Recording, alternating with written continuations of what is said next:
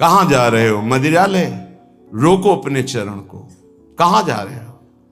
गलत आचरण करने जा रहे हो? रोक लो अपने पैर को, वापस लौट आओ।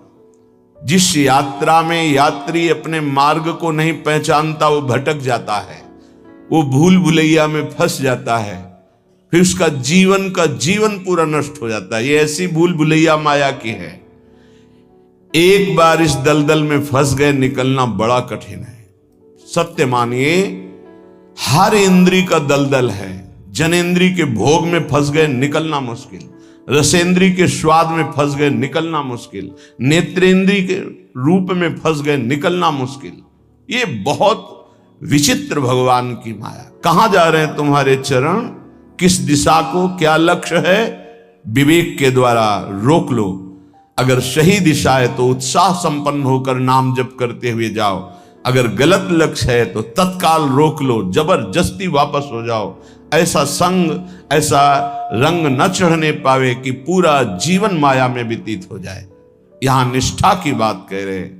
मैं धाम निष्ठ हूं, एक कदम भी वृंदावन की सीमा के बाहर नहीं जाऊंगा, चाहे प्राण निकल जाए, चाहे जितना भयानक पीड़ा हो, रोग हो, कष्ट हो, धाम नहीं छोड़ेंगे।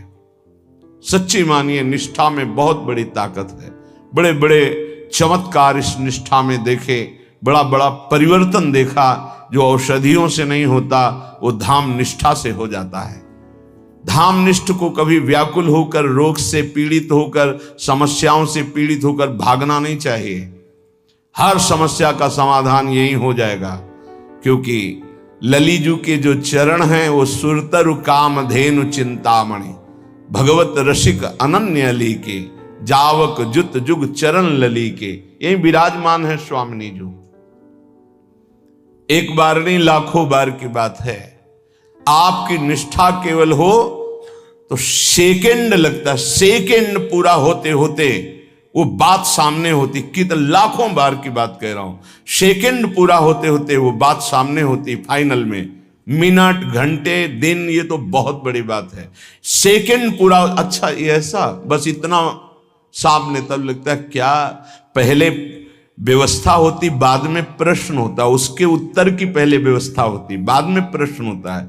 यहां समस्या का समाधान करने के लिए बाद में प्रार्थना होती, समस्या का समाधान पहले हो जाता है। प्रार्थना हुई तो पता चला वो समस्या है ही नहीं है, उसका समाधान हो चुका है। क्यों? सुरतरु काम धेनु चिंतामणि, भगवत रसिक अनन्य अली के। स्वामिनी जी के चरणारविंद कल्प तरु हैं, चिंतामणि हैं, कामधेनु हैं।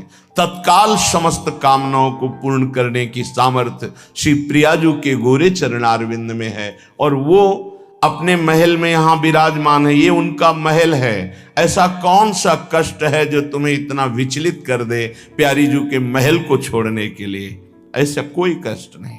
यहां का एक प्रभाव है, बाहर भारी कष्ट से पीड़ित हो और यहां केवल आ जाओ तो आप देखोगे कलह कलेश न व्यापे ईठा, ये ठौर विश्व ते न्यारी। यहां आते ही एक उस क्लेश का समन होने लगेगा और आपको एक आनंद की अनुभूति होने लगेगी। चाहे आप मानसिक रोगी हो या शारीरिक रोगी हो, यदि आपको रसिकों का संग मिल गया और वृंदावन का आश्रय, तो आप देखेंगे कि वो आपको प्रभावित नहीं कर पाएगा, रहेगा प्रारब्धानुसार शरीर में रहेगा, प्रभावित नहीं कर पाएगा। बड़ी अद्भुत चमत्कारमयी वृत्ति वृंदावन की। एक परिचय के थे शिष्य, उनको कैंसर हुआ।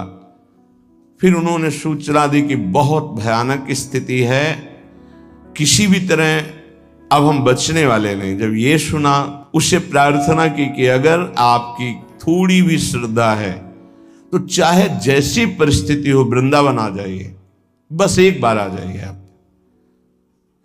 उसने कहा ऐसी समस्याओं में अस्पताल में भर्ती हैं ये। उनके पुत्र ने कहा आने लायक तो है ही नहीं, तुमका जाना तो है ही, फिर आ क्यों नहीं सकते? तुम जैसे बने। तो यहाँ एक बैठे हुए संत भगवान, वो उनको बहुत सपोर्ट किए, वो आए। ये जो सामने है वेदांत, भक्ति वेदांत, इसमें भर्ती हुए।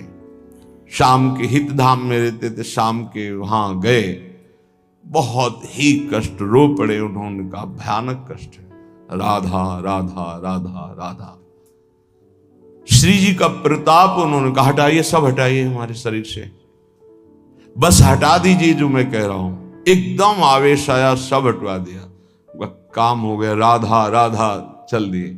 बाहर निकल के आए, थोड़ी देर बाद पता चला वो श्री जी के पास गए तो उनके पुत्र बता रहे थे उस समय से कुछ नहीं, वो जो उनके यंत्र सब लगे हुए थे, वो कहा मेरा कोई कष्ट नहीं, अब मुझे श्री जी बुला रहे, मैं जा रहा हूं, चले गए।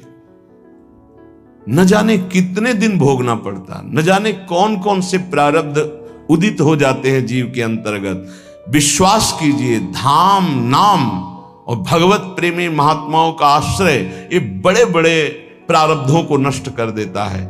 वो अपने शरीर में प्रारब्ध लेकर भोग सकते हैं, लेकिन वो प्रारब्ध को नष्ट करने की अपार सामर्थ्य रखते हैं धाम प्रेमी, नाम प्रेमी, प्रियालाल के चरणारविंद के अनुरागी जन। तो नान्यत ब्रजामि, कुछ भी हो जाए, जिसने ये नियम ले लिया, अनंत जन्मों के पाप भस्म हो जाते हैं, उससे भगवत प्राप्ति हो जाती है। इस रज का अद्भुत प्रभाव, ना भजामि ना चाश्रयामि। अब मुझे कोई कितना भटकाना चाहे, मैं प्रिया प्रीतम के सिवा और किसी का भजन नहीं कर सकता। ये निष्ठा होनी चाहिए। अपने गुरुदेव इष्ट देव में जिसकी निष्ठा नहीं है, कुछ भी कर ले, हाथ कुछ नहीं लगता। ये माया है, बड़ी प्रचंड और प्रबल है, एक क्षण में तुम्हारा जितना सुकृत है सब लूट लेती है। गुरु कृपा पात्र हरि प्रियाजू के चरणारविंद की निष्ठा तो माया कोई है ही नहीं। मां माने नहीं या माने जो, जिसकी सत्ता ही नहीं उसका नाम माया है। न चाश्रयामि, भूल से भी किसी का अन्य का आश्रय हम नहीं ले सकते। अंदर से देख लीजिए, भूल कर भी प्रियालाल का आश्रय नहीं, और सब आश्रय हैं। बैंक बैलेंस का आश्रय, व्यक्ति का आश्रय, पदाधिकारी का आश्रय, शरीर का आश्रय, संबंधियों का आश्रय, नाना प्रकार के आश्रय हैं, लेकिन प्रियालाल का आश्रय नहीं। एक आश्रय दृढ़ हो जाए और सब आश्रय छूट जाए तो अभी भगवत प्राप्ति हो जाए, अभी इसी क्षण प्रियालाल का साक्षात्कार हो जाए। आश्रय में कमी रहती है, वो पता तब चलता है जब सुख या भारी दुख की संयोग वृत्ति होती। भारी सुख मिला, मैंने किया ऐसा ऐसा तो मुझे मिला, या अमुक ने सहयोग किया ऐसा, वो प्रियालाल को नहीं देख पाता। भारी दुख की परिस्थिति है, अमुक को फोन करो, अमुक का परिचय उसको याद आता है, प्रियालाल का नहीं।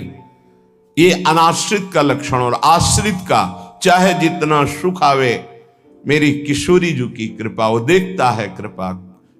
चाहे जितना दुख आवे, वो उसमें भी उनका विधान देखता है। मेरी लाडली जो कोई मंगल विधान कर रही, उसका कहीं किसी और की तरफ अंदर से वृत्ति नहीं जाएगी।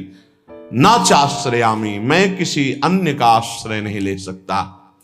पश्यामि जागृति तथा स्वप्नेपि नान्यत्। आहा, अन्य किसी का न जागृत में न स्वप्न में। जैसे कभी कभी कोई साधक कहते हैं हमारे स्वप्न में ऐसा ऐसा, आप ये समझ लीजिए कि आपके अंदर जो चल रहा होता है वही स्वप्न का स्वरूप मन प्रकट करता है। यदि आपके अंदर वासनात्मक स्वप्न आ रहे हैं तो आप वासना का चिंतन करते हैं, वासना का ही आश्रय लिए हैं, आप प्रभु का आश्रय नहीं लिए। प्रभु का आश्रय लिए हैं तो पक्का बड़े बड़े संत महात्मा आएंगे, भगवत चरित्र की कोई न कोई स्फुरना होगी, स्वप्न बड़ा मंगलमय होता है। कभी गंदे स्वप्न आ ही नहीं सकते। जब तक गंदे स्वप्न आते हैं तो जागृत अवस्था में कुछ गंदगी आप बटोरते हैं, वो क्रिया के द्वारा हो या चिंतन के द्वारा हो। यदि जागृत का आप पूर्ण रूप से पावन समय व्यतीत करते हैं तो स्वप्नावस्था अपने आप मंगलमयी हो जाएगी। ये स्थिति पहचानी जाती है साधक की कि किस कोटि का साधक है। स्वप्न गंदे कभी नहीं आ सकते, और स्वप्न आने का समय ही नहीं रहता। बहुत कम निद्रा के लिए समय दिया जाता है, तो उस समय जो होता है वो भागवतिक स्वप्न आएंगे या कोई आदेश होगा, संकेत होगा, अन्यथा नहीं। जागृत स्वप्न सुसुप्ति स्फुरत में राधा पदाब्ज छटा। यहां श्रीपाद कह रहे पश्यामि जागृति तथा स्वप्ने भी नान्यत, ना जागृत में ना स्वप्न में किंचन मात्र किसी अन्य का चिंतन, अन्य का आश्रय नहीं। स्वप्न गंदा, चिंतन आपका गंदा है, इसलिए आया है। उसे नकारिए नहीं, स्वीकार कीजिए और चिंतन को बदलिए। नहीं, जो स्वप्न है वो प्रमाणित करता है आपकी स्थिति क्या है। जैसे संसारिक लोगों के ऐसे ही कल्पनात्मक वृत्तियां वो पकड़ नहीं पाते, वही सब उसको स्वप्न में दिखाई देता है।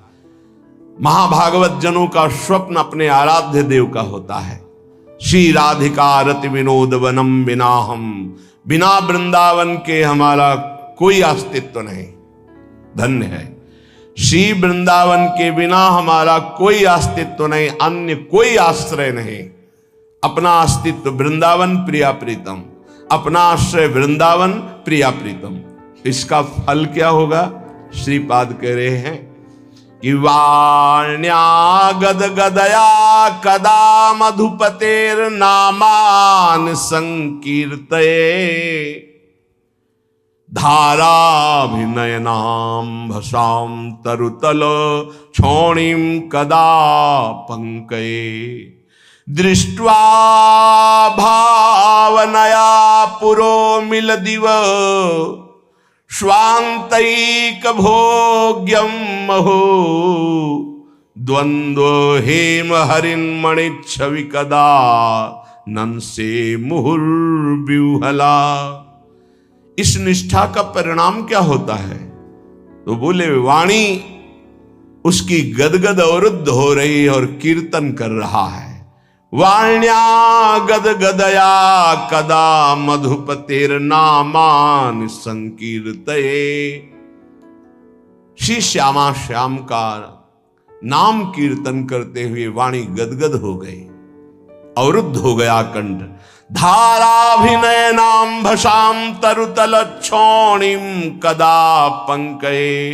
किसी लता वृक्ष के नीचे बैठकर हा राधा कहता हुआ रो रहा है, और जहां बैठा है वहां की भूमि को आंसुओं से गीला कर दिया है। धाराभिनयनां भसाम तरुतल क्षोणीम कदा पंकये। सोचो, यहां स्वार्थ में तो आंसुओं की झड़ी लग सकती है, अगर स्वार्थ में ठेस पहुंच जाए तो। मोह में आप रो सकते हैं, लेकिन प्रियालाल के लिए नहीं रो सकते। अगर कहीं प्रियालाल के सामने, मानो मंदिर में प्रभु के सामने कोई रोता नजर आवे, तो विश्वास नहीं है कि वो प्रभु के लिए रो रहा है। उसके कई कारण अंदर हो सकते हैं, तब वो प्रभु से सामने रोते हुए नजर, वो प्रभु से कोई मतलब नहीं रख रहा, अपनी वासनाओं के लिए रो रहा है। एक बार सुनाया है सत्संग में, दादा वल्लभ जी के दर्शन कर रहे थे, एक सामने ऐसे करके रो रहा था, लगा प्रभु के लिए ऐसे रो रहा है। नजदीक गए, बड़ा आकर्षण हुआ। किसी के आंसू देख ले तो हृदय विकल होता है, कमजोरी होती, प्रेमी जनों की कमजोरी होती आंसू। जब उनकी विनय में शब्द सुने तो हट गए पीछे। उनकी पत्नी बीमार होगी तो ठीक हो गई होगी, उन्होंने कहा होगा, प्रभु से प्रार्थना की होगी, उसी बात की वो याद में वसा। ये तो कोई महत्व है। प्रभु के लिए रो रहा हो, धन्य धन्य उसका जीवन। नाथ बस आप चाहिए, आप खुश रहो, आप प्रसन्न रहो, हे प्रभु। ऐसा आर्त, या हे प्रभु आप कब मिलोगे, कैसे मिलोगे, या हे प्रभु आप अपना चिंतन दे दीजिए, नाम जप दे दीजिए, ऐसा रो रहा हो। या प्रभु की कोई चर्चा चल रही, उनमें रो रहा हो, ऐसा बड़ा कठिन होता है। यदि प्रभु के लिए आंसू निकलने लगे तो बहुत नजदीक पहुंच चुके हो प्रभु के, क्योंकि प्रभु का साक्षात्कार रोने वाले को ही होता है। कबीरा हंसना छोड़ दे, रोने से करी प्रीति, बिन रोए किन पाइया, प्रेम प्यारा मीत रुरुदु सुस्वरम राजन कृष्ण दर्शन लालसा। एक बार श्री जी ने गोपीजनों, ब्रजलीला के अंतर्गत है, गोपीजनों ने पूछा कृष्ण को रिझाने का मार्ग क्या है प्रियाजू से। तो प्रियाजू के आंखों में अश्रु थे और श्याम श्याम श्याम श्यामेति सुंदर वरेति मनोहरेति कंदर्प कोटि ललितेति सुनागरेति। हा श्याम, हा कंदर्प कोटि लावण्य वाले प्रीतम, हा मोहन। गोपीजनों से कहा ऐसा पुकारते हुए आंसुओं की धार से हमारे प्रीतम को जो रिझाता है उससे भगवत साक्षात्कार होता है। हमारे श्याम सुंदर के मिलने का उपाय है आंसू। जो आंसुओं से कपोल भिगो रहा है, वस्त्र भींग गए हैं और यहां तक कि छौणी कदा पंखे, नीचे जमीन भी गीली हो गई, इतना रोता है। यह है भगवत आराधना का प्रेम फल। बड़े भाग्यशाली होते हैं जो प्रभु के लिए रोते हैं। प्रभु के सामने या प्रभु का विषय चल रहा है तो अंदर चिंतन क्या चल रहा है उसका रोने का। अंदर चिंतन यदि प्रभु का चलते हुए रो रहा तो आंसू ठीक है, वो धन्य है, नहीं तो उसका कोई खास महत्व नहीं है। बिन रोए किन पाइया प्रेम प्यारा मीत, ये प्रभु देते हैं। जिस पर तुम हो रीझते क्या देते यदुबीर, रोना शिशकना तड़पना आहों की जागीर। जिस पर हे श्री कृष्ण तुम प्रसन्न होते हो क्या देते हो?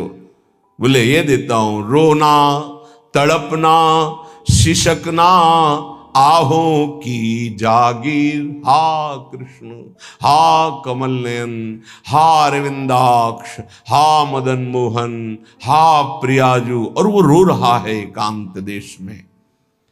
दृष्ट्वा भावनया पूरो मिलिदिव स्वांतैक भोग्यम महो। ये तब आता है जब नाम में प्रीति हो जाती है। नाम एक कल्पतरु है। विश्वास मानो जब नाम की बात आती है तो जबान रुक जाती है कि बस सर्वतो भावेन, लोक परलोक का समस्त मंगल इसी नाम से होता है।